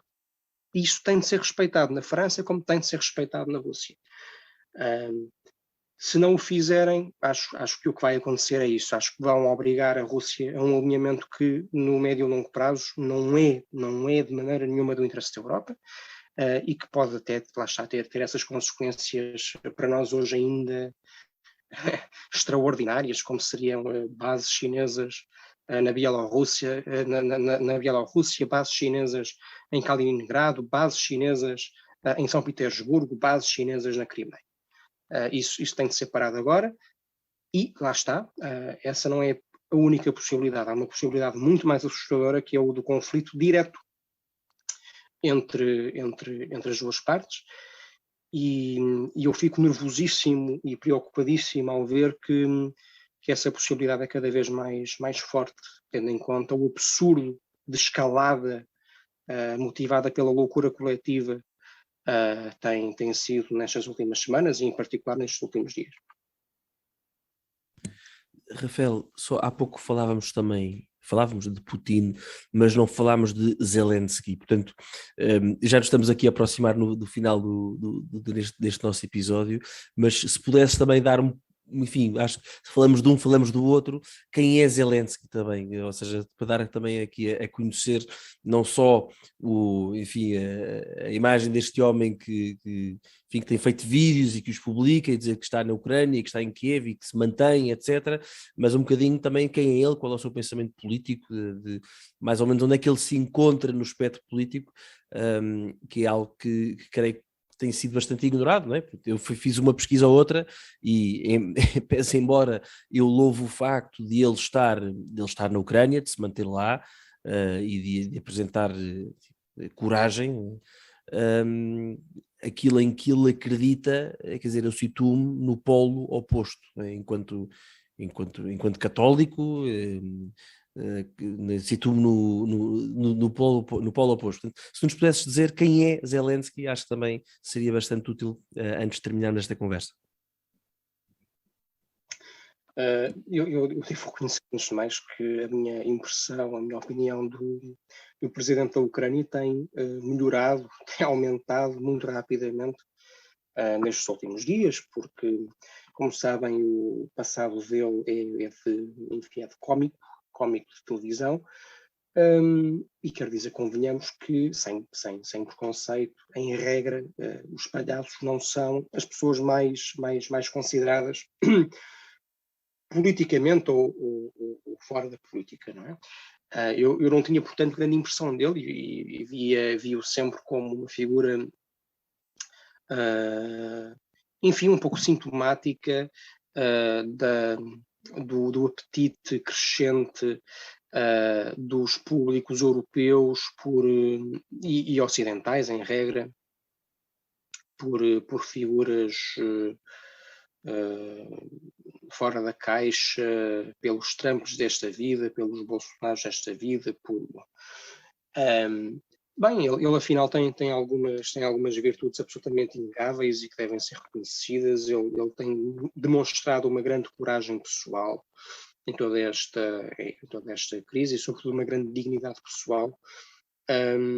Isso impressiona-me a mim e, enfim, também pelo que vejo das sondagens mais recentes, a avaliação que os ucranianos fazem da sua prestação durante a crise, também parece que essa impressão é partilhada pelo povo ucraniano.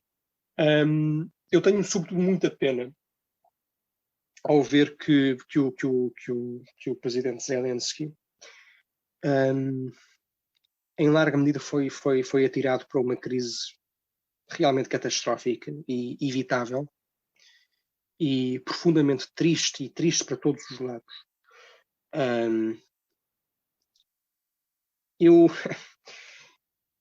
Qualquer pessoa que se interesse por este assunto e que ao longo dos anos o tenha ido acompanhando e lido sobre ele, verá que não há, de facto, muita gente séria e realista que tenha visto isto sem dizer que mais cedo ou mais tarde a tentativa de alinhar a Ucrânia com o Ocidente conduziria à catástrofe.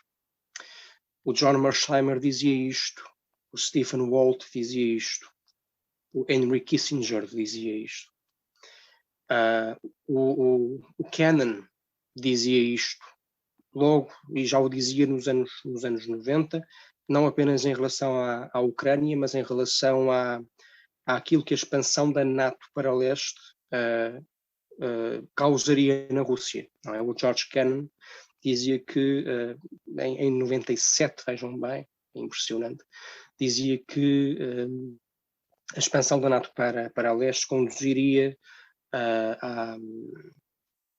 ao fortalecimento de tendências militaristas, nacionalistas e anti-ocidentais na Rússia, conduziria à destruição da democracia russa e conduziria a Rússia a assumir uma posição claramente anti-ocidental. Bem, entretanto, isto foi em 1997, estamos em 2022 e estamos com uma guerra na Ucrânia, não é? Portanto, ele claramente tinha razão. E ele tinha razão, como tinham razão todas as pessoas sensatas. Uma dessas pessoas era o próprio Zelensky. O Zelensky não foi eleito como candidato belicista, como candidato anti-russo, como candidato anti-compromisso, como candidato anti-diálogo, como candidato nacionalista e rigorista. Não, pelo contrário. O Zelensky é russófono. Não é? Portanto, ele praticamente não falava ucraniano até ser eleito presidente da Ucrânia. Ele falava sobretudo russo. Fazia a célebre série que depois também deu o nome ao partido atualmente no governo na Ucrânia, o Servo do Povo. Essa série foi feita em russo. O Zelensky foi eleito como candidato unificador, que teve os votos quer de grande parte das regiões eurófilas da Ucrânia, quer de grande parte do eleitorado russófilo da Ucrânia. E a sua principal mensagem era o diálogo com as regiões separatistas e a paz. A reintegração dessas regiões separatistas, o cumprimento dos acordos de paz, a paz com a Rússia,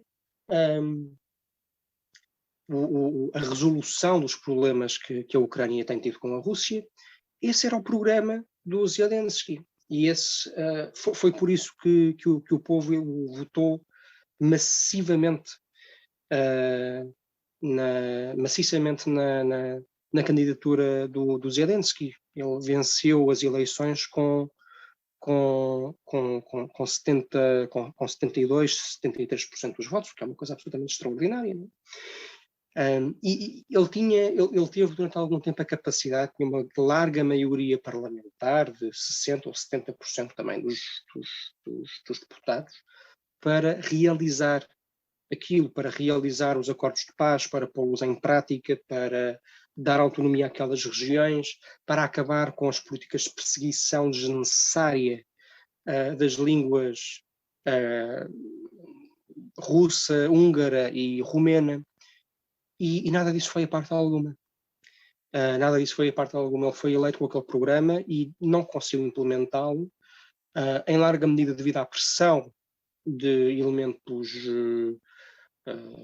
nacionalistas ucranianos, e em larga medida porque não recebeu o suficiente apoio dos ocidentais para fazer isso. Porque os ocidentais veem o problema ucraniano, parece-me a mim, como sendo, sobretudo, dominado pela necessidade de afrontar a Rússia, de colocar a Ucrânia contra a Rússia. Isso teve consequências absolutamente devastadoras, que são devastadoras, permitam-me dizer-vos, para todas as partes. E reitero isto, até psicologicamente, porque nós falávamos de início de assuntos históricos e da proximidade cultural, mas há aqui até um elemento humano que é absolutamente fundamental compreender. Sim, quero dizer, a Rússia e a Ucrânia têm uma relação realmente próxima, e eu acredito que desse ponto de vista seja verdade que a própria tropa russa hoje colocada na Ucrânia sinta uma certa, enfim, uma grande tristeza por estar a invadir um país que os russos sentem como sendo tão próximos de si. Aqui a questão não é puramente histórica nem cultural, como se dizia. Não se trata apenas de recordar que Kiev foi a primeira, de facto não foi a segunda capital da Rússia, mas foi de facto o coração da Rússia medieval, ou que os ucranianos foram sempre historicamente considerados por todos, incluindo por si mesmos, como russos. São coisas até mais próximas. Por exemplo, ainda hoje, 30% da população da Rússia, 30% de todos os cidadãos da Rússia têm família na Ucrânia. Portanto, imaginem o trauma, que não é para um país, que não é para um povo, produzir um ato de violência, de guerra, contra um país onde praticamente toda a gente tem família. É disso que estamos a falar. Um terço destes fulanos, da tropa russa que está a entrar pela Ucrânia, tem lá um tio, tem lá uma avó, tem lá um primo. Há aqui uma relação humana que, desse ponto de vista, é absolutamente espantosa. E que é até mais próxima do que, enfim, lá está, como eu dizia, que aqui existe entre nós e o Brasil. 30% dos portugueses não têm primos no Brasil, têm primos muito afastados, mas na medida em que todos os brasileiros têm algum tipo de ancestralidade portuguesa, mas não é tão próximo, não é tão vivo, não é tão imediato. Isso acontece no caso da Ucrânia e da Rússia. E significa também que, enfim, que é uma coisa extraordinariamente dolorosa para todas as partes e que é muito, muito, muito difícil de vender à própria população russa, que para quem esta guerra evidentemente não é nem pode ser popular. Muito bem, Rafael. Olha, eu acho que muito mais havia para dizer, muito mais haveria para discutir. A nossa conversa, enfim, já vai longa e quero desde já agradecer aos ouvintes que conseguiram chegar até aqui. Queria, acho, e aproveito e agradeço também a ti, Rafael, naturalmente, toda a paciência e tudo aquilo que nos vieste aqui transmitir. Um, eu acho que se não servir para mais nada, serve pelo menos para ficar muito clara esta ideia de que esta tensão, este conflito, por um lado, são, tem origens muito mais complexas do que simplesmente dizer que Putin é Hitler e quer conquistar toda a Europa. Acho que isso ficou claro. E por outro lado, acho que está claro também que não há aqui nenhuma solução óbvia. Embora os especialistas em ser especialistas possam às vezes passar esta ideia. Bastaria que a Ucrânia fizesse isto, bastaria que a NATO fizesse isto, bastaria que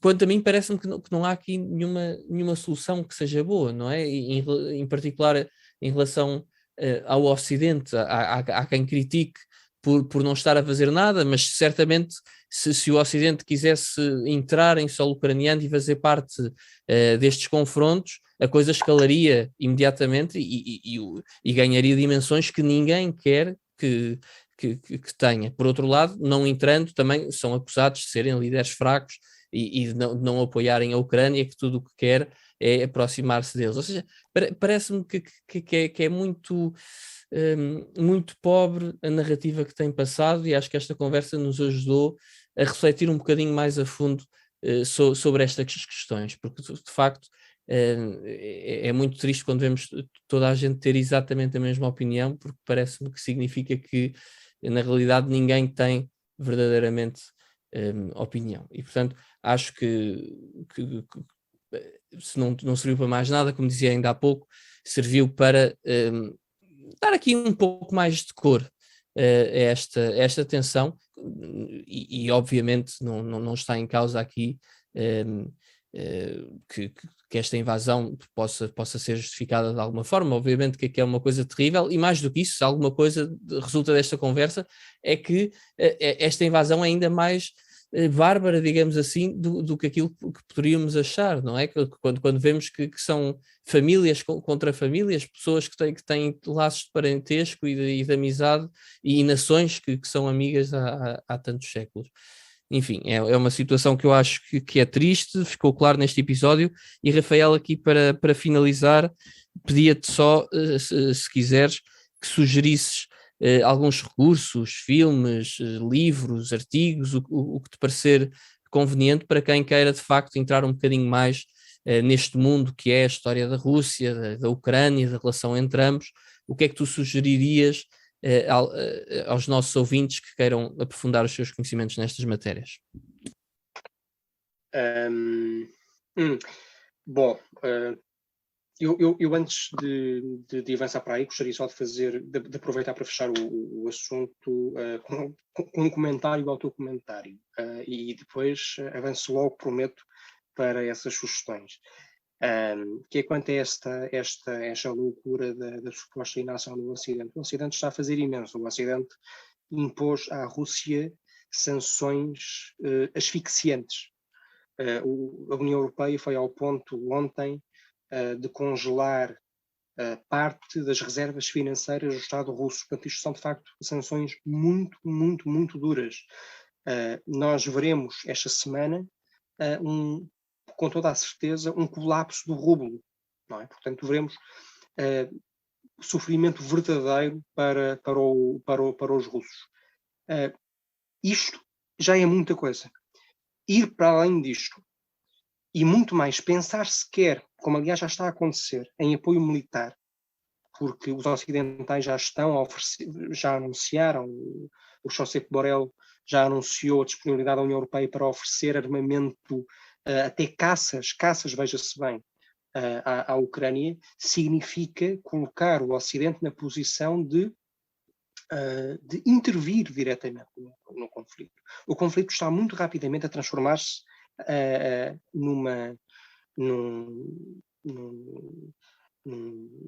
numa oposição direta, num conflito direto entre os ocidentais e a Rússia, e isso pode, de facto, escalar. As pessoas têm de deixar-se imediatamente, para o bem de todos, deste discurso oleodesco, infantil, contrário à inteligência, contrário à reflexão, contrário à leitura, noveleiro, com uma simplicidade de revista Maria, e tem imediatamente de pensar no que está em causa, que é a possibilidade cada vez mais real de um confronto direto entre as Forças Armadas de Estados da NATO e as Forças Armadas da Rússia, porque isso pode ter consequências catastróficas, que toda a gente compreende. Estamos a falar de potências nucleares. Isso tem de ser compreendido antes que seja tarde demais. E, de facto, nós precisamos muito, mas muito mais de um movimento forte a favor das negociações e da diplomacia do que de grupos de um dos lados em conflito, de gente com cascóis e com bandeiras e com berros. Precisamos muito, mas muito mais disso, de gente séria a pedir negociações e conversa e diálogo e diplomacia e soluções, do que desta histeria que tem tomado conta do espaço público em Portugal, na Europa e no Ocidente. E a solução certamente terá de ser a de reconhecer que a Rússia jamais aceitará a Ucrânia como parte de um espaço político ou económico ou militar em que a própria Rússia não esteja. Leiam o Kissinger. Ele é insuspeito de simpatia russófila, mas era um realista e dizia isto, como dirá isto qualquer pessoa inteligente. Em relação a... Eu queria fazer este apelo porque efetivamente está muita coisa em causa. Eu julgo que estamos a aproximar-nos perigosamente de algo muito assustador, e a responsabilidade de toda a gente fazer a sua parte para que não se chegue tão longe. Em relação agora ao teu pedido, Bernardo, bem, quero dizer, é um pedido um pouco injusto na medida em que haverá muita coisa a sugerir. Eu posso desencantar algumas ideias. Posso, por exemplo, sugerir-vos a história da Ucrânia do Paul Magoshi, que é excelente, não é? Que é excelente e que mostra e que reiterará muito do que eu disse durante esta conversa tão agradável. Deverão, para compreender a psique russa e o entendimento russo deste assunto, deverão ler esse eminente homem de letras e anticomunista que foi Solzhenitsyn. Desculpa. Leio-no para ver o que ele achava deste assunto. Ele era... Não é? Porque lá está, nós estamos a fazer de um problema complexo e fundamental uma brincadeira de crianças, uma coisa caricatural, uma coisa desportiva, adolescente. Leiam-no para ver o que dizia o Solzhenitsyn. Isto não tem nada a ver com ideologias, não tem nada a ver com comunismos, não tem nada a ver com Uniões Soviéticas. Isto é da natureza da própria Rússia. Os russos acharam sempre estas coisas. Portanto, vejam o que ele dizia sobre o assunto. Vejam o que ele dizia sobre a relação histórica entre russos e ucranianos. Porque isso ajudará muito a resolver este problema. O que mais poderia eu sugerir? Posso sugerir essa belíssima história da Rússia que é do Eduard Krakowski, que é de facto excepcional. Posso sugerir-vos que procurem, enfim, não apenas em livro, mas noutras fontes, em conferências que estão disponíveis no YouTube e noutras plataformas. Procurem o que dizia o Stephen Walt, que eu citava há pouco, e o John Mearsheimer sobre esta crise. Isso ajudará muito. Isso ajudará muito a perceber o que está aqui em causa, e talvez abra espaço, vá conduzindo a opinião pública no sentido de desejar, de pedir uma solução racional para este problema gravíssimo que está perante nós. Muito obrigado, Rafael. Para problemas complexos não há soluções que sejam simplistas, ou infantis, adolescentes, como queiram chamar. Ou seja, para problemas complexos exige também estudo, profundidade, análise, também ela complexa e abrangente. Não vale a pena transformarmos estas questões tão sérias quase que em jogos de futebol, em que cada um assume num registro quase de claque a sua posição, como se as coisas fossem assim tão simples. Não é de todo isso que está em causa, e por isso, Rafael, gostava de te agradecer muito profundamente por trazeres aqui alguma luz para este debate, aqui algumas visões que não têm de todo sido veiculadas pelos média. Diz. Deixa-me só sugerir mais uma ideia que me parece útil para compreender esta relação fortíssima, importantíssima, e que está na base, enfim, não é a única base do problema, mas que é uma parte importante dele. Procurem o próprio Nikolai Kostomarov. O Nikolai Kostomarov foi, juntamente com o Taras Shevchenko, o iniciador, o fundador do movimento nacionalista ucraniano no romantismo. Okay? Foi uma figura de proa tão grande na criação da ideia de uma nação ucraniana como o próprio Taras Shevchenko, que é hoje poeta e escritor e que é hoje um herói nacional da Ucrânia. Vejam o que ele dizia. Ele tem um trabalho particularmente relevante, que teve uma importância estruturante no desenvolvimento da ideia do nacionalismo ucraniano, que aliás tem um título absolutamente revelador, que é Os Dois Povos Russos. Ele referia-se à Ucrânia e à Rússia. E ele é o pai, com o Taras Shevchenko, do nacionalismo ucraniano. Portanto, sem perceber estas coisas, sem perceber esta história, é de facto muito, muito, muito difícil compreender o que a Rússia significa para a Ucrânia e a Ucrânia significa para a Rússia, e como é de facto perigosíssimo tentar desfazer esses laços ou não reconhecer esses laços em favor da ilusão de que os russos podem ver os ucranianos como simplesmente uma Coreia ou uma Namíbia ou uma Argentina. Isso é de facto muito importante. Desculpa ter atrasado o fecho do programa. Não, de todo. Obrigado, Rafael. Enfim, é este um bocado o papel que o Podcast Trivium tem, não é de estarmos a sugerir uma determinada opinião, é de sugerirmos uma análise cuidada, séria e uma procura completamente comprometida, isso sim, da verdade.